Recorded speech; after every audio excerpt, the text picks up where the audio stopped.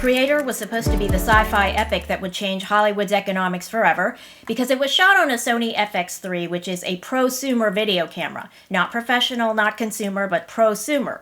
Now that might explain why to this viewer, many of the scenes look kind of low budget. So if the industry's economics will be changing, it may be because audiences are more accepting now of a low budget look to science fiction. Now some critics had even compared this movie favorably to the OG Blade Runner. It was nominated for 2 Academy Awards for visual effects, and I think it was probably for these scenes where AI robots have human faces, but the backs of their heads have robotic technology in them, which doesn't seem all that exceptional.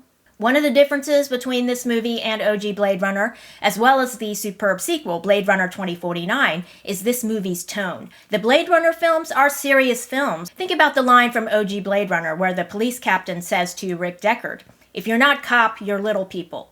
The story begins with a nuclear bomb that destroys most of the Los Angeles area. Apparently, a rogue AI is responsible, and so the humans go to war against AI, except for a part of the world called New Asia, which views AI as an evolution of sorts. Now, the US goes to war against New Asia, and so we have a Vietnam War analogy. But not a serious analogy. It's just kind of a fun analogy where instead of US planes and helicopters, we have a giant flying weapon called the USS Nomad, which bombs the AI robots embedded within human villages.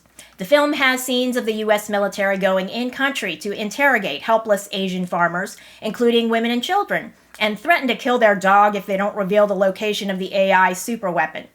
Now, this is supposed to harken back to the My Lai massacre, but it's the Disney version of My Lai, if you can imagine such a thing.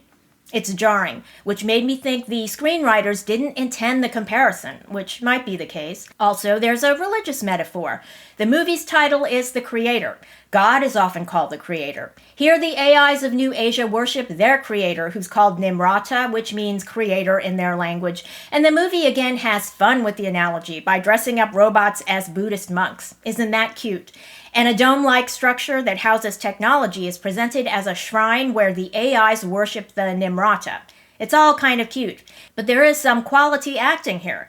John David Washington and Gemma Chan play husband and wife, star-crossed lovers because he's a U.S. Special Forces operative and she's an AI scientist in New Asia. So there's a Romeo and Juliet analogy here. Now, she was pregnant with their child when the USS Nomad bombed their location. Now, 5 years later, John David Washington is convinced to return to the service when he's shown evidence that his wife is still alive. So the U.S. military goes to New Asia to fight AI robots called simulants, and those are the AIs that have a big hole in the back of their heads. Turns out Gemma Chan was orphaned as a youngster and raised by simulants, so she doesn't hate AIs. She even grew up to be an AI scientist and built a prosthetic arm and leg for John David Washington. Now, he's an amputee who lost limbs during the nuclear bombing of LA, so there is a Vietnam War analogy here, and a Hiroshima analogy because he lost both his parents in the bombing as well.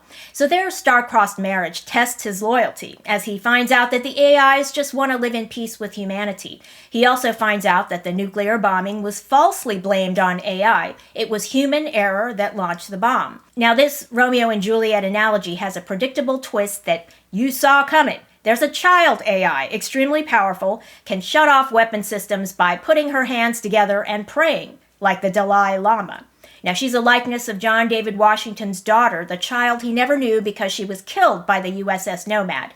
Now, the child AI is played by Madeline Una Voiles, a very likable and capable child actress. So at the end of the film, the child AI destroys the USS Nomad, which buys peace and freedom for her people, the simulants.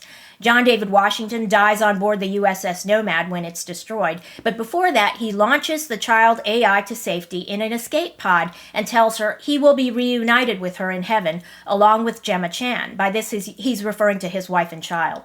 Now, just before the USS Nomad is destroyed, we get a scene of John David Washington on board the doomed vessel, embracing a Gemma Chan simulant who was implanted with her brain scan. So at the end of the movie, the humans die and go to heaven, and the AIs on Earth rejoice in their freedom. Now, this is where the filmmakers seem to drop the metaphors altogether. The movie's message to audiences seems to be, don't fear AI. It's a tool for peace and won't replace humanity. It can help you. Because remember in the movie, John David Washington had a crisis of faith after his wife and child died, but then through his interactions with the child AI, he regained his faith. So AI can help you. It's a very corporate message. John David Washington carries this film.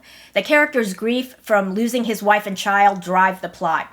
And when he regains his faith and tells the child AI they will all be together again in heaven, it brought tears to my eyes. Allison Janney, Oscar winner, is in the film as well. She plays a U.S. military leader, not given a lot of dialogue or any chance to show her stuff. Now, Gemma Chan is appealing in the handful of scenes she's given to do. The corporate message at the end of the film was off-putting, especially in a Disney-type film aimed at family audiences.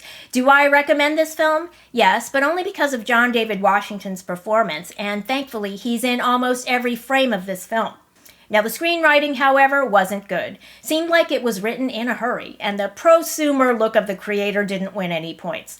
Just as a comparison, right after watching this film, I watched the first few minutes of The Equalizer Part 2 because I was watching on Prime Video, and the difference between the look of that film versus the creator was like night and day. The framing of that iconic scene aboard the train in Equalizer Part 2 was meticulous, and the pacing so suspenseful. If you're a fan of John David Washington, you won't be disappointed with his performance in The Creator. Thanks for watching, and if you enjoyed this video, leave a like and don't forget to subscribe.